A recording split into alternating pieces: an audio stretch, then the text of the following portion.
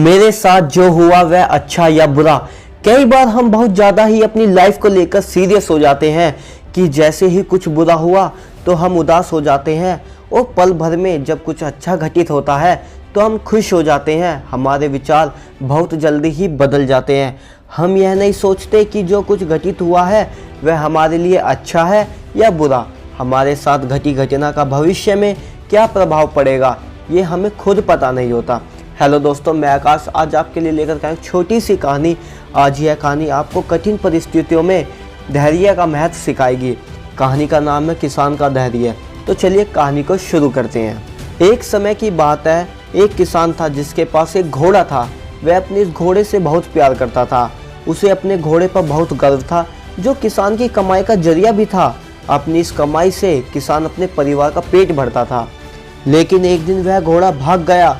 उसके भागने के बाद समाज के लोग और उस किसान के पड़ोसी उसके पास आकर उससे कहने लगे, हे भगवान, तुम्हारा घोड़ा जिस पर तुम्हें बहुत घमंड था वह तो भाग गया। उसको सांत्वना देने लगे कि उसके साथ बहुत बुरा हुआ। लेकिन किसान ने उसका जवाब बहुत ही सहजता से देते हुए कहा, हाँ, बहुत बुरा हुआ। अगले दिन घोड़ा वापस आ गया। लेकिन सिर्फ घोड़ा वापस नहीं आया, बल्कि वह अपने साथ 3 जंगली घोड़े भी लाया। फिर उसके पड़ोसी उसके पास दौड़ते हुए आए और उस किसान से कहने लगे, आपका घोड़ा आ गया और अपने साथ 3 और घोड़े भी लाया है।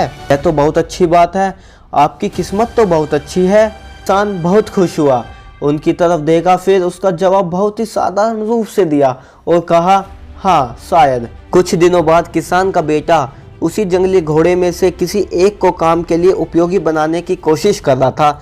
लेकिन इस कोशिश के दौरान घोड़े ने उसे जमीन पर पटक दिया और उसका पैर पूरी तरह से टूट गया। उसके पड़ोसी उसे कहने लगे, उस पागल घोड़े ने देखो तुम्हारे बेटे के साथ क्या किया, उसका पैर तोड़ दिया। यह तो बहुत बुरा हुआ। किसान दुखी हुआ और फिर उसी तरह जवाब दिया और कहा, हाँ शायद मेरे बेटे के साथ गलत हुआ है।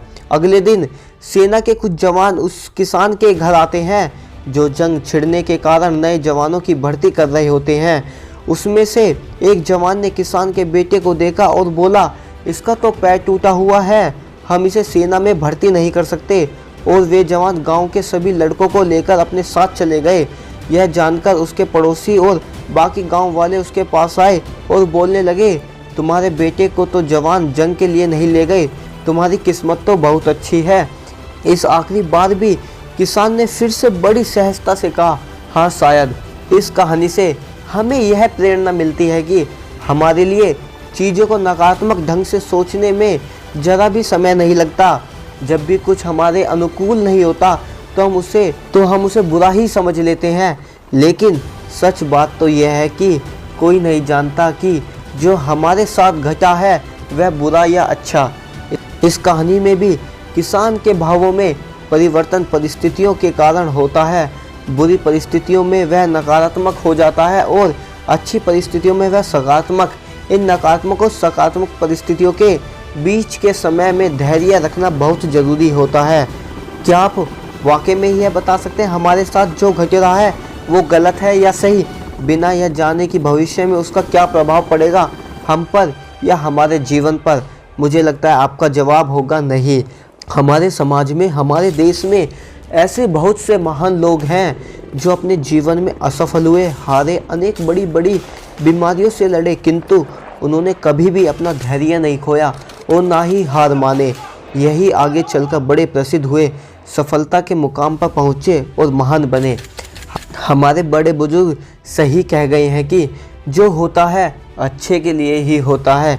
यह छोटी सी लाइन हमें बहुत कुछ सिखा जाती है और ये बात हमें कभी नहीं भूलनी चाहिए। हमेशा कोशिश करते रहो, जीवन के पथ पर निरंतर आगे बढ़ते चलो।